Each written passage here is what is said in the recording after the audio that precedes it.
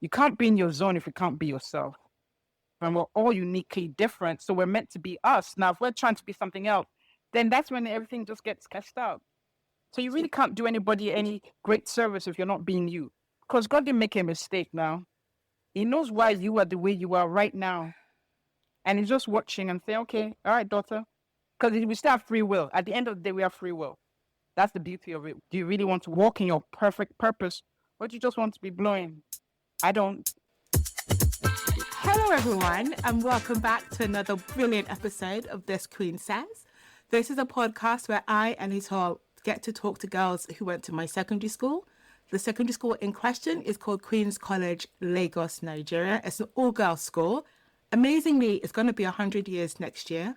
So I feel like this podcast is even more poignant because I get to talk to people from different years, different generations. And I think over time, it'll be really good to see if there are any common themes, any differences, what have you. But that is for much later on. Coming back to today's episode, I am meeting someone that I've never met before. We probably spoke on the phone a couple of days ago and then just now on this podcast. And I think she's brilliant. And I'm sure over the course of this podcast, you'll see just how brilliant she is as well. So, to my guest, please introduce yourself by way of the first question. We've met at a QCOG reunion.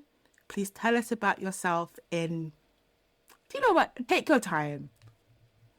Take your time. Well, thank you for having me first and foremost. I'd say my name, Laitan Ajisafe. People know me as Lola as well. I was a QC girl year 1990. Everything from the 90s to me is the best. So I love my year. And for me, really, yes, I do have a profession. I see patients, but I think more importantly, I describe myself as an extroverted introvert. I love God. I have children. But at this big age of mine, I still have big dreams. So I'm always excited to meet people, to talk to people, see what people are doing, see how people are living, and not be overwhelmed by the responsibilities of life. Because I know as a kid, I wanted to be a grown-up so bad. But now I'm here, I'm like, yo, what was the rush? And that's why I try and tell my kids now. So I just want to really take life by the horns and live it because there's only one life. You know, Nigerians say you only get one life. You can't do a redo. So that's my intent, to live my dreams to the fullest and raise my children and worship God. I think that would be me in a nutshell. I love that. I have to agree with you with the 90s. I'm class of 96, but I still think I qualify as a 90s child. From music to films, the clothing, I'm not quite sure. Yeah. Nah, the clothes, acid, I'm not what? quite sure. You could tell me nothing. When I think of 90s clothes, I think of cycling shorts, a long t-shirt and waistcoats, and the brogues. I'm like, oh, you couldn't tell me I had this waistcoat, this paisley waistcoat. Stop it. Oh, I wish I still had it right now. And the clothes are maybe a little more stylish now, but I'm not mad at the shoulder pads. If you wanted to look good, you had shoulder pads. The colors, particularly, I want to say, was it Form 5? I want to say it was Form 5, where it was like acid colors. Yeah, nah, I like the fashions. No, you couldn't tell me nothing. No, I thought it was it. What? Memories. Yeah. Oh, God, good memories. Good memories. Music, definitely. They don't make music like that anymore. There's this thing on YouTube where you see people rediscovering 90s music, like Jodeci, Boys to Men, and I'm like, you're just discovering Jodeci today. You've missed. You know what? It's funny you talked about music because I went to see, what's her name? It was After 7, Stephanie Mills, and what's her name? Karen White. Oh my God. Karen White, her voice. Karen White. Yo, and she would jump around on stage like we were still in the 90s. I loved it for myself. And I made the decision to go last minute because it was not meant to rain. And it was the best time ever. Let me tell you something that's going to make you jealous. I had a solo performance with Kevin Edmonds, or Kevon. His name is Kevon Edmonds. Wow. He came into the audience. It's like I was right next to the stage. He's doing this little thing. He's saying hi to everyone. And then he starts the opening notes of Whip Appeal. And so he walks around talking to everyone. My spirit said, Lord, I need to touch him. It's not quite clear as to what really happened, but he just materialized right next to me. And I took advantage of the situation. I touched his shoulder, and then he got the message. And then he got close to me. I took a picture, but I didn't stop there, girl. I didn't stop there. The next thing I did, he was still singing. I started singing with him. You know what is so beautiful? The venue taped it. and they put it on their Instagram reels. So I have video of that. And I'm finished singing. Like he looked at me like, are we doing this? I said, here we are. And I was singing with him. Silent singing. So I was just miming the words because I wasn't going to mess up the audio. But it was the best time ever. And at the end of it, he gave me the biggest hug. I'm the only one to go a hug in the venue. Look, I will live with that memory forever. Nothing can take it away from you. Yeah, it was a great weekend. So back to 90s music. 90s music, nothing like it. I'm sorry about the artists from today. I'm sorry for you, but it's true. 90s music is it. Oh, Special. gosh. Okay. So that was quite the introduction, everybody. So we know what to get you for a birthday present or a memento or something. Yes. Yes. Definitely. So God, your children, grabbing life by the horns, would suggest there are things that you want to do or you haven't yet quite done. A bit of both. Yes, definitely. So I'm sure we'll come on to that as we go through the questions. My next question is normally, what would you say to yourself as a JS1 girl about to start QC? However, before we came on air, you had shared that you didn't start QC in Form 1. But I think the question still applies. So what would you say to yourself as a JS1 girl about to start secondary school? I tell myself to embrace the experience, to remain myself, to be open to meeting different personalities. I went to boarding school, and boarding school generally for me was a nightmare. But I would tell myself, because when I look back on it now, they're nice memories that I wouldn't have had if I was just remained a day student. I mean, there were hard times, there were easy times, there was like weird times, but really it all kind of wrapped up together for really good memories. And it taught me a lot that I couldn't recognize in the time. But looking back, I can acknowledge that those different personalities, like I tell people at work now, because I'm a leader of a team in the hospital and I deal with different personalities. And I tell them that y'all don't know what crazy is. I've lived with crazy. I know crazy. Show me your crazy and I'll show you mine. So I think it really toughened me up, but also gave me an understanding of different people so I can work in a group without losing my mind. I'm not going to stay up all night wondering how I'm going to deal with a particular personality. I went to QC. I don't know if you remember what they do. If you're working as a junior, the seniors would call you and they would say, psst, psst, psst. And if you made the mistake to turn around, they would say cheap stuff. So just that carriage as a woman, things you won't necessarily talk about with your parents back in my time at home, we did to each other there. Even the way we walked. If you walk funny, they'll look at you like, why are you walking? Yeah. So all the little things, I would say, embrace them. Then I was probably a little stressed out about it because I wanted to stay at home. But if I can look back and tell myself then, I'll be like, it's going to be fine. What's the worst thing that can happen? You're not going to die. That's the truth. But just go to sleep, wake up, and it's a fresh day. Because literally, this will be the foundation for the rest of your life. The way I talk about myself, the way I see myself, there's a certain character that I've seen all QC girls. We believe in us, and that's exactly what we should do. Anytime I'm in the midst of Nigerians and they hear me say QC, so many people didn't go to QC, they're haters. They be like, oh, you're one of them. Yeah, I'm one of them. What? Yeah. So I'm like, embrace the experience. There's the good and then there's the bad, but don't lose the good because of some of the bad. Gosh, you're so true. I would say that you were an extroverted introvert. Were you extroverted in school? Were you introverted? I would say I was introverted in school in that if you didn't know me, they just, oh, she's really quiet. But people who know me, I've got plenty to say. One of my biggest pet peeves is feeling like someone's taking advantage of me. If I feel that you were taking advantage of me, you see the other side of midnight. You know how they say, don't start and won't be none? That's me. If there's nothing, I'm just chilling, like nothing's going to happen. Or another thing people notice, like the junior and the senior lit. The opening note of one of my favorite songs, you won't recognize who that person, that's me. So I would lose myself like I paid all my life savings to dance. As soon as the music is done, I'll sit down and be looking at you like, I'm still the same. Like in some settings, I'll sit back and I'm quiet. In other settings, when I have something to say, or once the music starts, I'm a totally different person. So I'll tell you one example. We were doing something in the evening and they had some girls on stage. I see this one, I got carried away. I forgot myself. And they were my seniors too. So I'm like, oh, boo, you said. And then one of the seniors saw me. She felt okay, she had me in mind. When the show finished, so told them to come and call me to her dorm. And then she said, oh, since you think that you're a dancer, well, yeah, show me your moves. Hey. I hit her with 6 of them. I was fortunate she even played music. I remember hitting like a couple moves and she just looked at me and hissed. Told me to get out, get out. But yeah, for me, music and dancing. Most people wonder why I'm not an I was artist. just about to ask. Yeah, I'm not much of a singer. Like God had made a mistake and given me vocal cords. Yeah, I don't know what to tell you. I don't know what would be going on right now. He just said, "No, sis, my daughter, sit down here. You can enjoy music." So yeah, for me, music and dancing, that's another part of me. That's why with that concert, I didn't think twice. When I look back at the video, people are looking like, "Who she thinks she is?" Exactly who I think I am.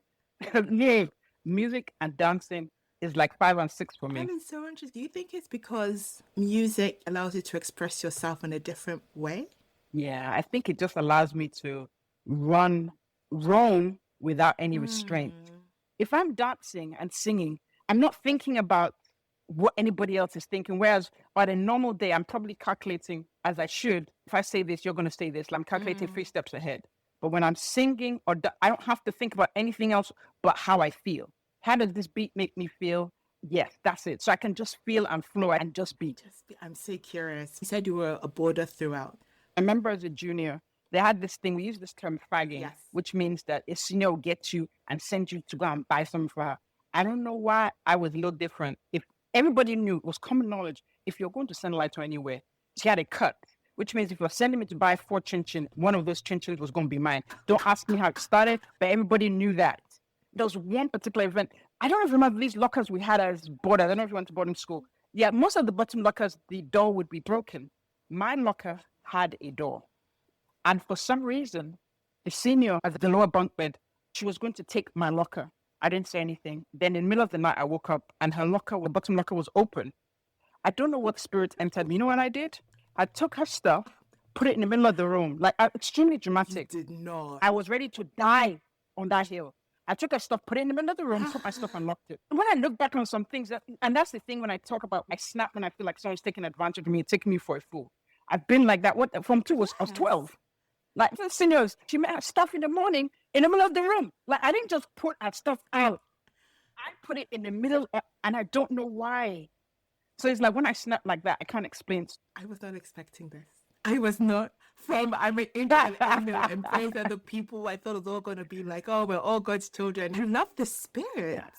Have you always been like that as a child? Yeah. Like I did a couple things to my sister, my older sister, she'll talk about me now, and she'll be like, "This girl, who she thinks she is." There's one story. Once we started living in Nigeria, we'll go to London and we have a certain allowance. My sister would blow her money the first couple of weeks, then she'll be borrowing from everybody else. So this fine day, my sister borrowed £30 from me. That was a lot of money. Hello, thank you. So you're feeling me. So it's getting towards the end of the break. I'm like, sis, can I have my money back? I don't have it too, but let me give it back to you when we get to Lagos. Oh, that's when my mind snapped. Like, oh, do I look like a fool? You know what I did? I went to her suitcase. I peeled out something that was worth the value of what she owed me. Took it back to Topshop. You did got my money back.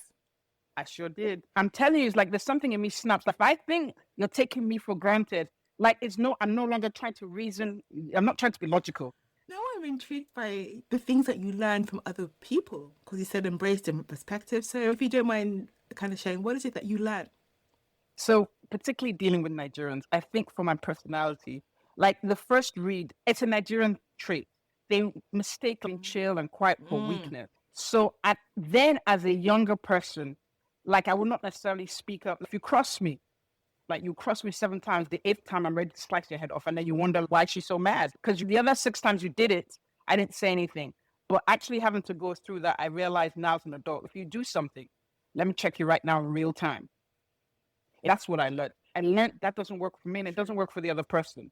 I learned how to check people quicker, correct them quicker, tell them how I feel quicker. I'm not being mean. I'm just telling you this is not going to work for me. So now that when I train people, I'm not going to be talking about, oh, this person can't do this. I'm like, look, and I'll tell you to your face. And I know some people, they might be a little intimidated. Like, why is she telling me all of this? But I always tell them, you'll appreciate me telling to your face than talking about you. One of the biggest lessons I've learned just to speak up for myself quicker, be my own advocate quicker, like in real time. Don't go home, sulking. No, say it.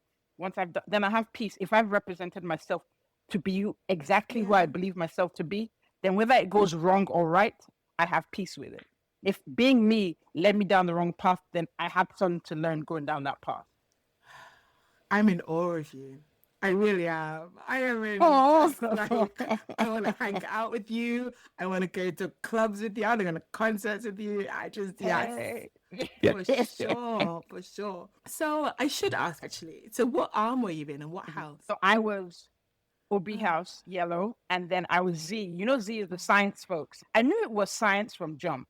So I've always been from 2 through to the end. I was in Z. I know sometimes people flipped. I remained in Z throughout. So science and then OB house. I was a marcher for my house and for the school. What? They didn't play. That marching thing, we didn't play with it. What?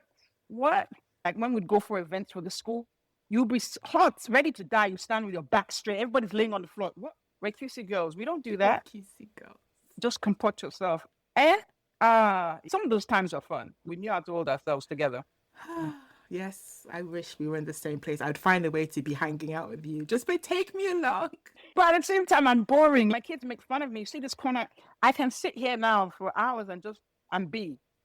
That's why I say I'm an extroverted introvert. On one hand, I'll be out there, but when I come home, I can sit here, wake up, sit here, do the same thing the next day, wash and repeat, and be content.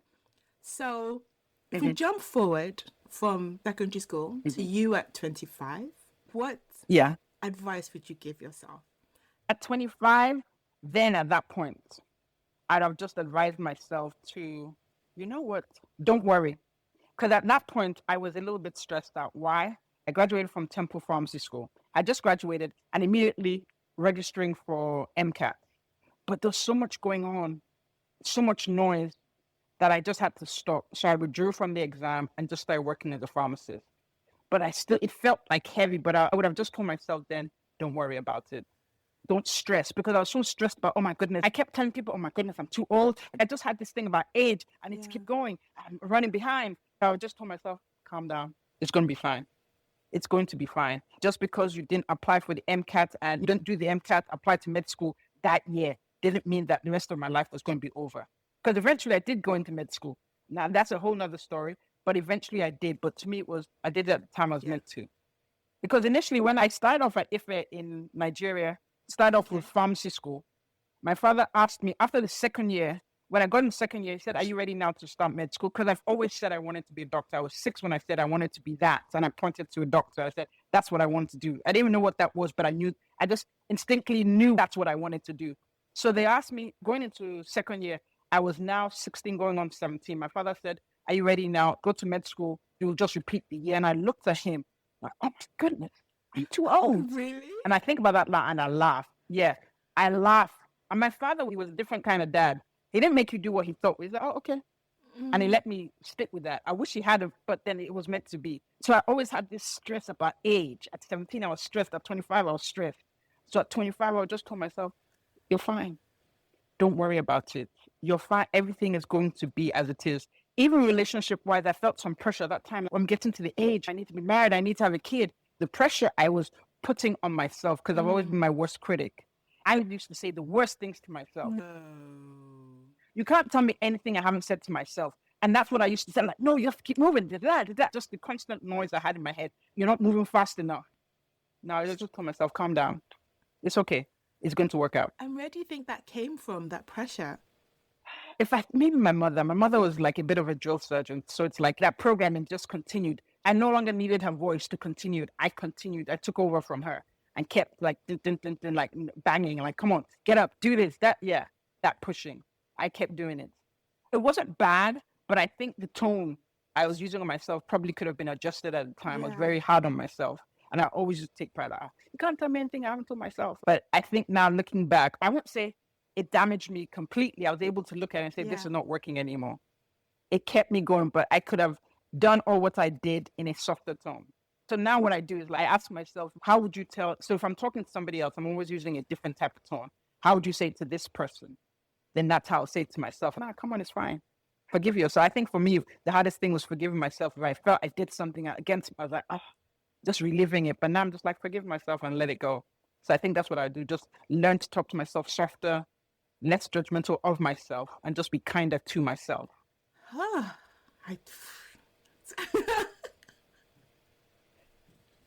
It's so interesting, the voice that we use with ourselves. It's something we need to unlearn and learn and be trained. I Yeah. remember I was going through something at Yeah. work and I was convinced they were going to fire me. Like convinced. There was a particular client. It made a few mistakes. They got a bit annoyed, which was fair. But every time I'd work with them, I'd be so nervous, which would mean that I'd make more mistakes. And then they'd Yeah. get more frustrated. And I'm like, I'm trying my best.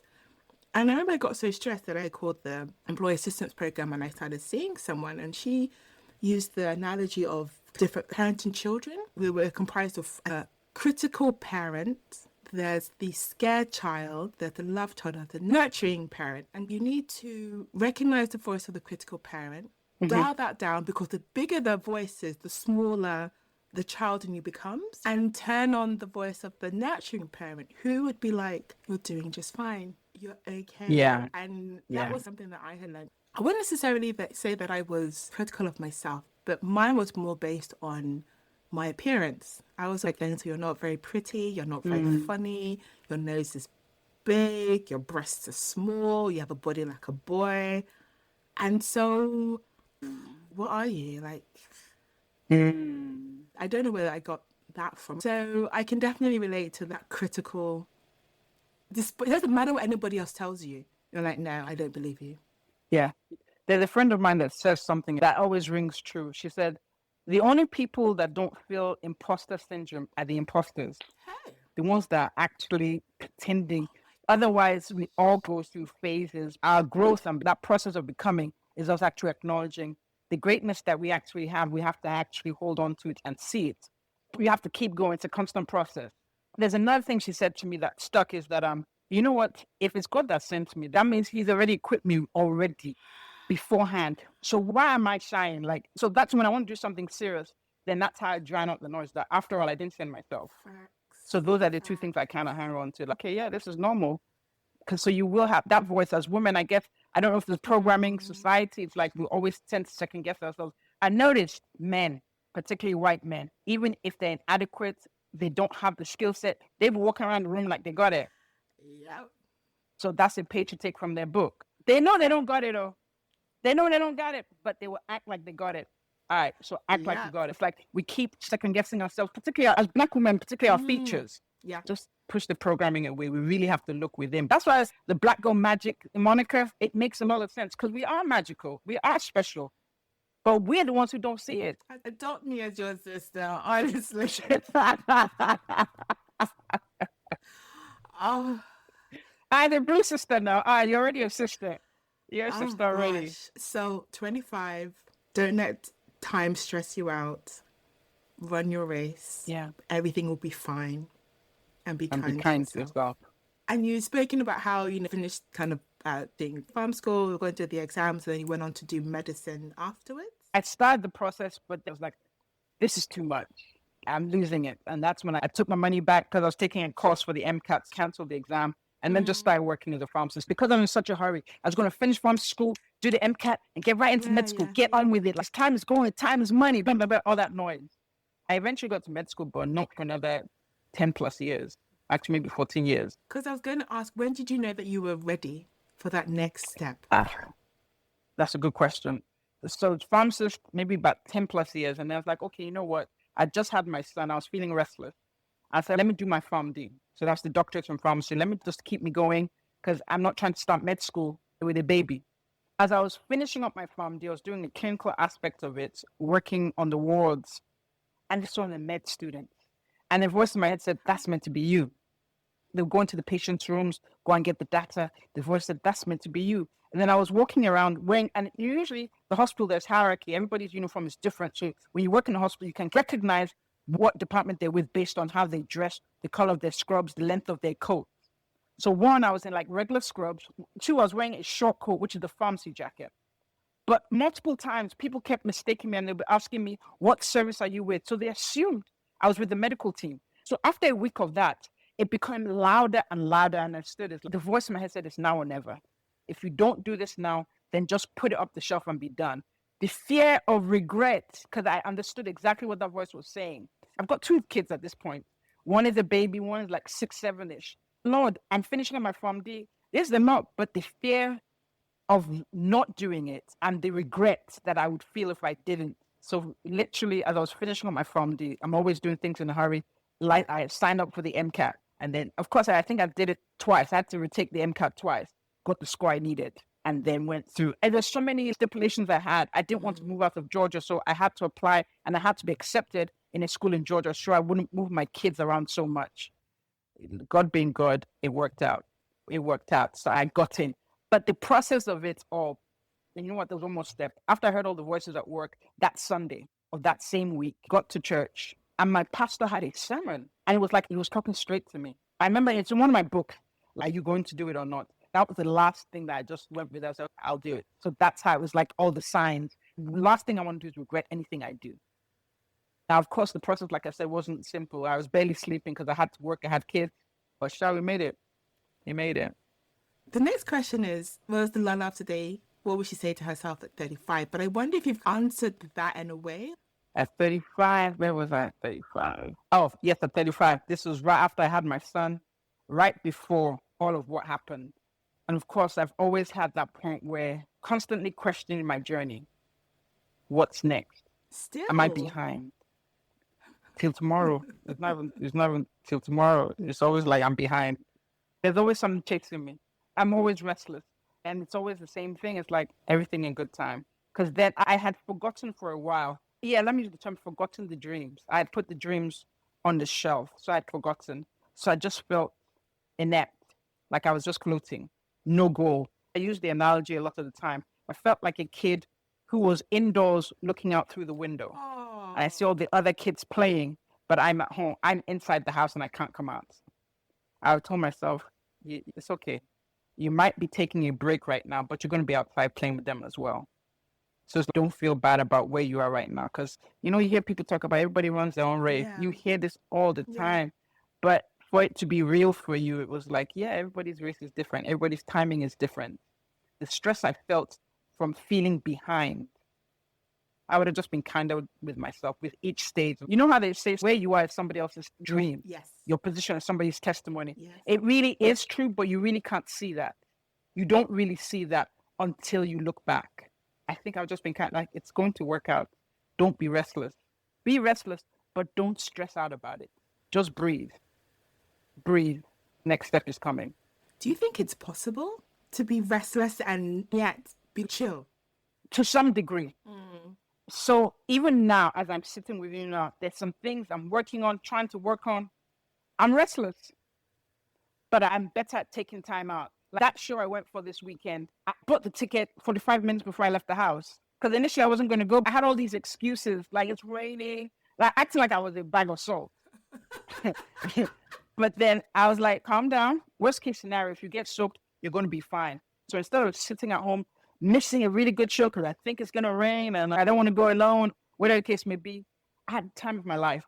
So it's like really taking those opportunities and doing it, taking life and just doing it. Because there's stuff going on, but in the midst of it all, I can still be and still live and say, hey, yeah, let's talk. Because I wouldn't tell myself not to be restless or else I wouldn't be driven. Yeah. And I am. There's always something I'm pursuing. But in the middle of it all, I'll always, hey, I'll take a breather. I'm better at taking a breather now. Good. And loving the spontaneity, buying a ticket 45 minutes before. Why not? Like I made Kevon's day. That's what I'm telling myself. I made Kevon Edmonds' day. Like, so if I hadn't gone, he wouldn't have had a good show. He wouldn't have had fun if I wasn't there. Because I was there to give the energy. I brought the energy because I knew what I came for. And I got what I came for. So I'm performing the service. Oh my gosh. This is where they say QC girls are too much. I love that. Oh gosh, I love that energy. I watched something where I read something about when people say, oh, you look nice. And rather than say, oh, thank you, just say, I know. Like, what do you mean? It's like, I bought this outfit because I knew it was nice. I selected this outfit to wear because I knew I looked good in it. So you're not really telling me anything that I don't already know. But yeah. Ooh. And I say that sometimes. And people are like, you're not supposed to be like that. But it's true though. I haven't tried that. That's interesting. I know. I always say thank you. Yeah, I always say, oh, I'll even, oh, I got it from here. Oh, it's from Amazon. Yeah, no, but now I just like, yeah, thank you. Yeah, I know I look good. So that's actually nice. I'll practice that on maybe one of my girls when she says that. I'll put it to test. Yeah, I'm testing it out. I'm testing it out. And sit with the look of shock. Just sit with it for a little bit And and soon. see and see. So with this energy and with everything that you've learned, it seems like God has definitely ordered your steps. What is Laitan telling herself today? That in the midst of it all, it has worked out, so it will continue to work out. Whatever I'm stressing about now, if I look back on all what I had to go through, all what I had to achieve to get here, get through, this is just the beginning. It's almost like the same lesson, but now with experience. I have this analogy I always use. There's this Michael Jackson video. I can't remember whether it was Billie Jean, where as he takes a step, the tile lights up. It is Billie Jean. Yeah. So it's like literally that's like the story of my life, particularly like going through med school, going through residency with kids, little support. It's like I really couldn't see past the next step, but it worked out. If you could work all of that out, whatever I'm chasing now, he'll work it out. It's going to work out. Just persevere. I'm not going to sit down. Actions, of course, follow the prayers. But instead of stressing out about it, do I need to do more research? Do I need to talk to more people? Believe it's working out already. You just have to go through the motion. Let it just materialize physically because it's worked out already. That is such a powerful thing to say to yourself. And I love what you said about the Billie Jean video when he stepped on the pavement and it would light up. You look back and you see the pavement has been lit up. I couldn't have predicted it. Throughout med school and residency, I had a mortgage. I don't know how I got paid. I still have that house today, though. Like when I look back on everything I've gone through, experienced, and gotten through, it wasn't because I was so smart. I didn't have it figured out. I couldn't see past the next step. But it was the support. Even some QC girls, Ijoma Eliazu. At times, I have 20 cents to my name. Call it Ijoma. Yo, can I borrow? I couldn't even say it properly. I couldn't even say the words. You know what this girl did? I asked her for 100 to send me 2K because she said, I know that's what you need. Oh. So if I think about the people who have supported me, yeah, it wasn't perchance. It was divine, God's divine assistance. It's not like I had this concrete plan, but I believed and kept going. So why would I change now? No, I think I know everything. I don't know everything now. All right, what's next? Lord, what are we doing now? Because he got me through there. I remember this guy who told me that if you don't go to med school, you'll be here. You see these people here, you're going to meet them here. Yeah, they're still doing what they're doing. So what do I have to lose? Throw myself into it. Let's go. Whatever happens, let's go. I would never regret something I did. I regret something I didn't do. And I look back now, I have no regrets. It wasn't easy. Oh, don't let me, it's not pretty. It wasn't easy. But I'm better for it today. My children are better for it today. And God willing, my children were able to see some of that and they can use some of that for themselves. Because I remember my mother went to nursing school when she was 49. I could use that as material. She could do that at 49. Come on now, we can do this. Sorry, my mouth is open because I feel like she's talking to me. I really do because I am a huge procrastinator. I need to know how everything is going to be. Think about business. Everything doesn't work out. There's a reason why it didn't work out. You learn that and you keep going. Just keep going. You should be like a motivational speaker. Lord, from your lips to God's ears. I'm serious. Coming soon to a room near you. No, jokes aside, I would love to speak. One of my dreams, definitely speaking to women because I know the journey I've been through. One, but also like a TED Talk. Because when I first started talking on the stage, it's the things that make me nervous that I get drawn to. It's because it's like once I start speaking, it's like I'm not speaking about a book or this. I'm not telling you what they told me. I'm not telling you what I heard. I'm telling you what I know. God.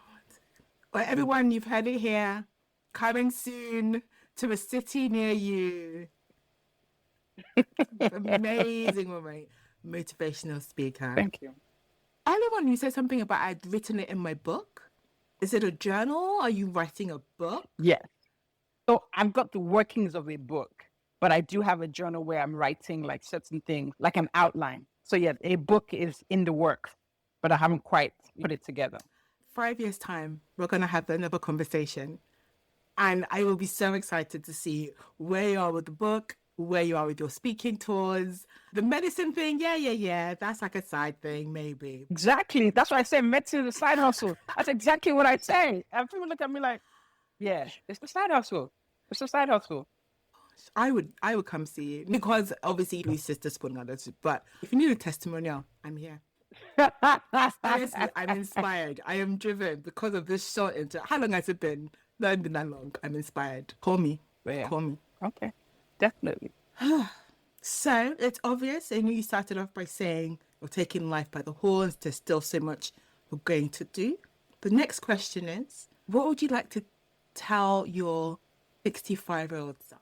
That you have done good so far. We're still moving. So far. Yeah, you've done good so far. I'm not sure where I'll be in that time, but there's something they say, you don't stop until you die. There'll be something I'll be doing, but it might be a different pace. I mean, if you look at Oprah, Oprah is still doing Oprah, but it's in a different, she's doing now, she's more the podcasting.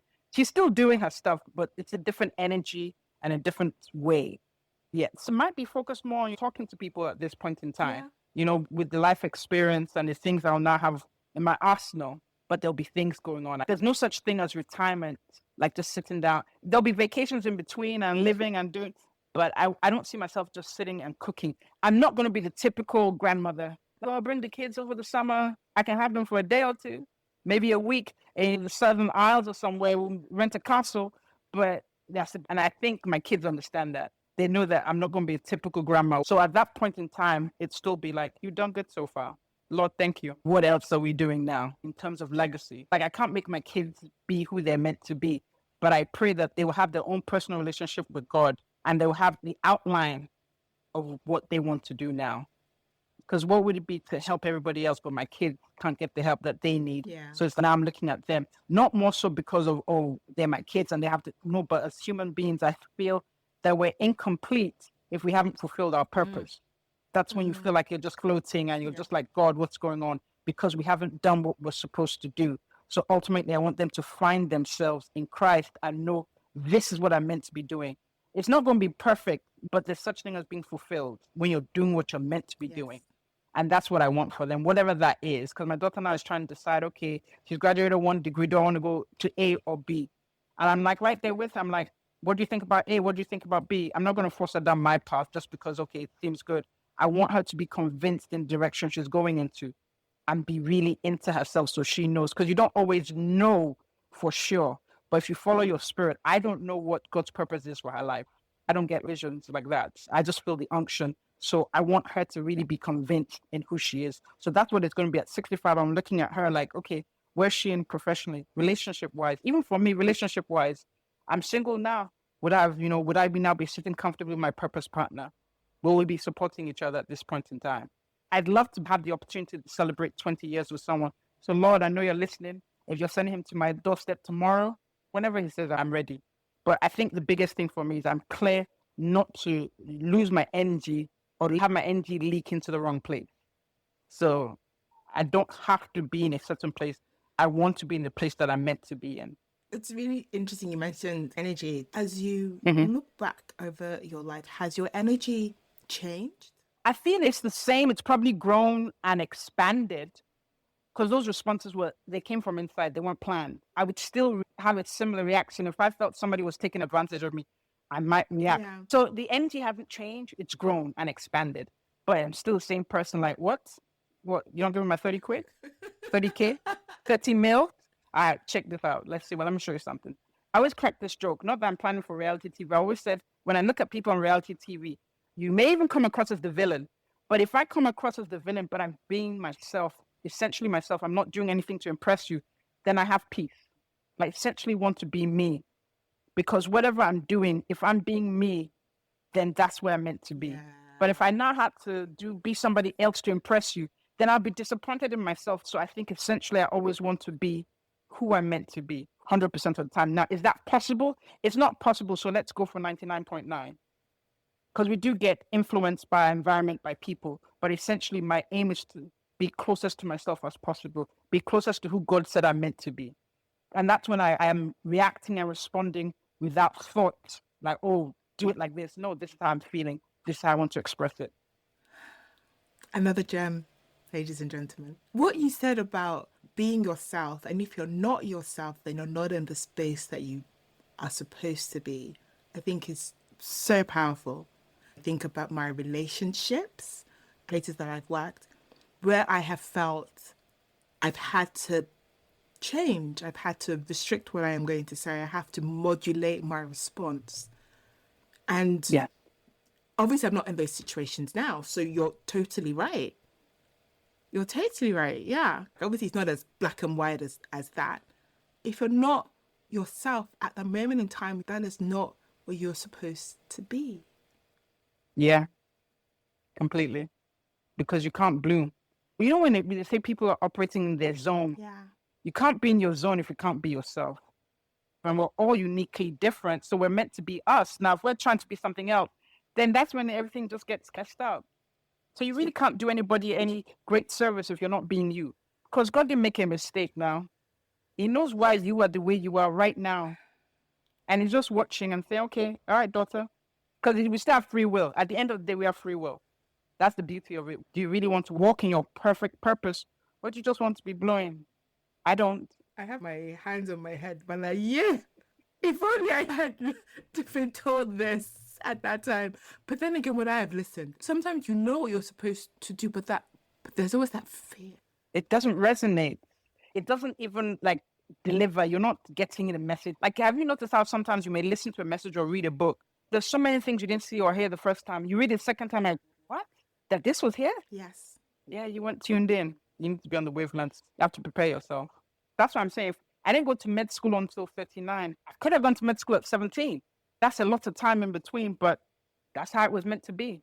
I like to stick with everything happens for a reason. Everything's for a purpose.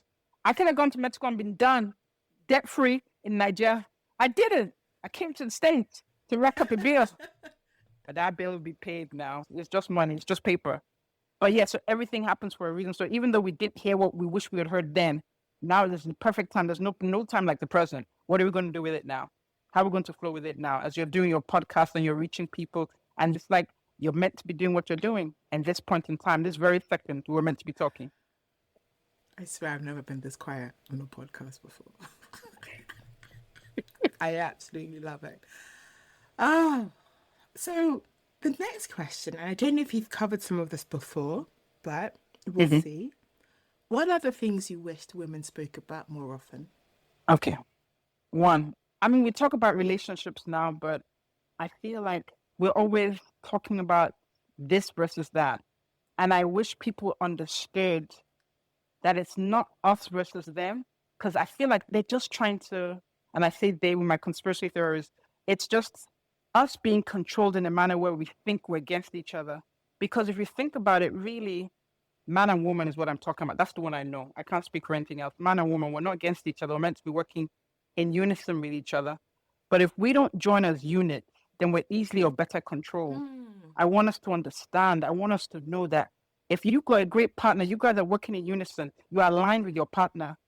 The powers that be that control the simulation, here I go, my conspiracy theories, but yeah, those that control the simulation can't control the simulation as well if they're units, family units, then communities. But if we're all solo in different places saying, no, I can't do this, he can't do this, he's saying this, I'm saying that, we're now split by propaganda. That's what I want us to understand. That don't let propaganda split us. It's there in the Bible, like, it's not good for us to be alone. Adam and Eve, we are designed to be with a partner. But now we're allowing modern day technology, whatever it may be, to make us believe otherwise. Now, of course, the world has changed somewhat, so our roles are changed a little bit. But he's not my enemy. I'm not his enemy. We're meant to be partners, and I want us to get back to that because there appears to be so much noise. I'm single, so everyone's talking about the dating this and the dating that. But I believe there's me, then there's the male version of me out there. And I want us to understand that we're not against each other. That's what I want to start talking about. Not what he's doing wrong and these men are immature and that's and men doing likewise. We need to get it together. And then the second thing I want us as women, because now we're that age, embrace it. I'm older. I'm going through menopause. I don't have a period every month. But that's cool. What do I need to stay strong? What do I need to stay healthy? And my mother's time, it was quiet. They didn't talk about it. Like when I started breaking out into sweat a couple years ago, I kind of knew what it was, but I didn't understand what to do next. I talked to a friend. She was one who told, this is what I'm doing. I want us to be more open about it. Yeah, these are my symptoms. This is what I'm doing. How have you done this? Da, da, da. I don't want to always have to pay someone a copay to have an understanding. I want us, sisters, this was going, oh, well, this is what I did. At least have an informal conversation with friends, sisters, where we're just like, yeah, there's no shame. Like our 50 today is not our mother's 50. So let's not be ashamed. We're all looking fine. We're looking not fine. We're looking great. So let's just embrace it. This is just another stage, another level. Life still continues. We're still having fun. When you get into a marriage, like as a Christian, when you get into marriage, you're still gonna have a great sex life. Yeah, but yeah, you're 50. So God willing, I'll be getting busy into my 90s. I can see that in you. But that's the thing. That's when I want us to be more open. Embrace who you are at every stage because there's beauty in it. I don't know what that looks like, but I plan to just embrace that every stage. Stay as healthy as I can. Hey, God, I'm here. That's what I want us to talk about. So, what you first? It's not us versus them. Very true. The narrative at the moment is what do you bring to the table? High value man, high value woman. There is no talk of together, building, unity. Yeah, let's break the table and let's go for a walk at this point. Yeah, let's just walk and talk. I feel since there's less pressure now, let me be with someone who I work with, who I'm aligned with. I can only speak from the point of view from a woman. Yes, we like someone who's attractive, but for women, we're always attracted to the mind. A kind man who is smart. Now, I will qualify. I'm not trying to raise somebody's son. I already have a son. But other than that, like, because there's a whole arena there, that's not my ministry. Yeah, I've got 2 children, then I've got a mother. That's it. So that's a different story. But everything else, we can talk about it. It doesn't have to be about a table. When they say, what do you bring to the table? I say, I'm the table. Okay, I revise that. Let's break the table. There's no table. Then let's just talk. What do you want from your life? What do I want?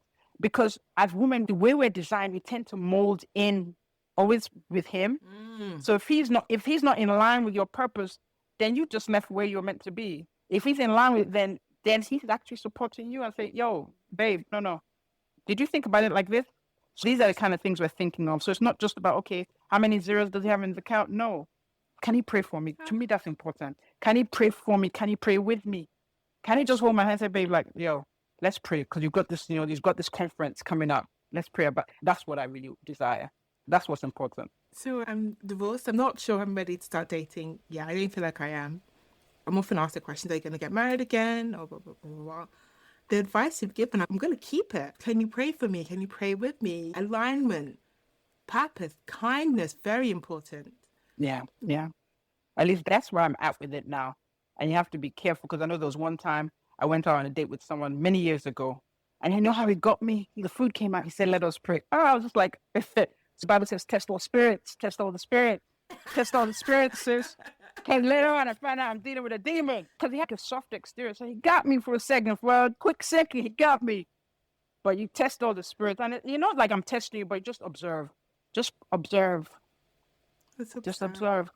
I promise you, they will show you who they are. Whoever he is or she is, they will show you. We can't pretend for long. And you don't tell them how to be. Let them be. Yeah, and same thing with ourselves, I guess. Yeah, Same thing with ourselves. Yeah. We can't pretend for so Yeah. long. And then you'll find the person you actually mold with. Because essentially, isn't that what we want? Somebody who understands me. Because as a Christian, I don't know, some people are not Christians. But for me, that's important. God is everything. I talk to him, yo, Pops, what's up? I want him to share that. Have you prayed? So if he see me moving around, yo, sis, did you forget? I did though. That's what I want. An accountability partner. I'll be his mine. That's what we are as partners. That's how we make each other stronger. Agree. And second thing that you said about just embracing where we are, enjoying where we are, not acting, not pretending, and sharing and learning. Yeah. Just being more comfortable with it. Look, I was seeing a patient the other day, and all of a sudden I was sweating like I was a drug addict or a thief. I'm neither one. What you doing, sis? I've said this is what I'm doing. I will acknowledge that it's a lot better than it was before, but we need to continue because men have how many different medications for ED? Like, come on, let's put our stuff front center, front and center, like women's issues, the world issues. Life comes through us, so let us also come to center stage. I'm not saying men are important, but we can't just relegate ourselves to the back. We deserve support. We deserve love. Amen. So yeah. Amen. I've come to the end and I can only thank you for just being so open. And I want to say, I feel like you've embraced me. You probably don't realize that you have. You've opened your arms. You've just said, come here. You've given me a hug. You've sat me down. You've listened to my problems and you've given me advice. Which, considering I haven't told you any of my problems. You've just known what to say to feed my soul. The thing I love about it is I feel like sometimes that's just the way God works. Exactly.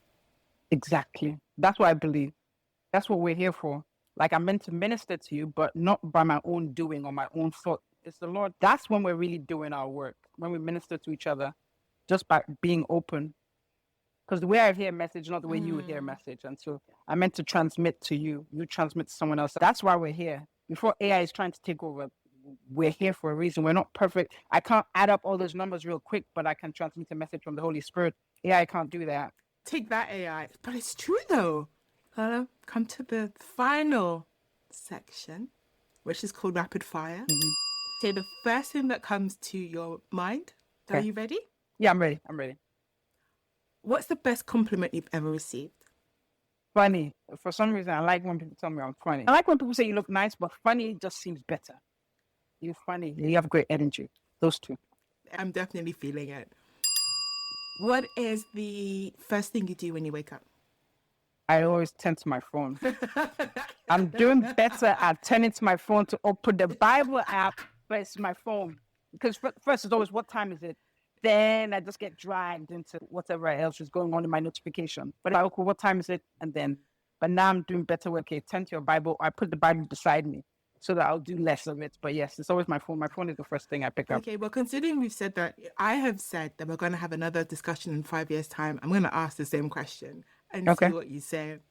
Next question is, are you a sweet or savory person? I'm a sugar addict. Yeah. Sugar is, yeah. It's the enemy and it's my lover at the same time. And that's why I can really identify with people who are drug addicts that come to the hospital, because I understand them. I understand it.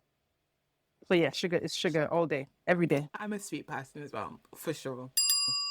What is the one book, song, or film that you can watch, listen, read on repeat? I think it'll be song. And the song that I've listened to a lot recently. 2 songs for some reason. It's been going on at least for the last week. After Seven's Heat of the Moment. In the heat of the moment. What, man? Yeah, baby, I lost my mind. Didn't know what to do. And there comes a time in every man's life when he's gonna do wrong, babe. I made a mistake, girl. Just let me explain. That's what's burning me up right now. I might calm down another week or so, but it's like when I hear that song, take me back. Because I want to say this around jam time when that song came out, when I did jam. It would always probably be music. There are probably books that I might play with, but right now I'm on my business tip, so I have, marketing and branding books near me. But when it's music, right now that's what's playing. And the final question is, what is your favorite quote or saying? Jeremiah 29:11. I know the plans I have for you, Laitan. Plans to give you a hope and a future. I always come back to that. Jeremiah 29:11. That's my favorite. And on that note, I think, ladies and gentlemen, that is a wrap. There's nothing else to say after that other than thank you so much. I have thoroughly enjoyed. I was really nervous, actually. I haven't met this person before. Didn't know what the energy would be like. I don't know whether we'd vibe. But you're just brilliant. As I said to you, adopt me. Oh, okay. You're brilliant. Thank you. This was fun. Amazing. So yeah, this was good. Thank you. One of the reasons I loved Laitan's episode so much was the energy and the enthusiasm she brought. But most of all, it was her confidence. She has such a strong sense of who she is and shows it unapologetically, which is incredibly inspiring. While trusting that God is ordering our steps and that everything unfolds in its own season, it doesn't mean we become passive. In fact, Laitan was telling us to stay attentive, intentional, and be prepared for the next step we know is coming. If you have enjoyed listening to this episode as well, do give us a like, leave a comment, or reshare. Your support is never taken for granted. Until next time, bye.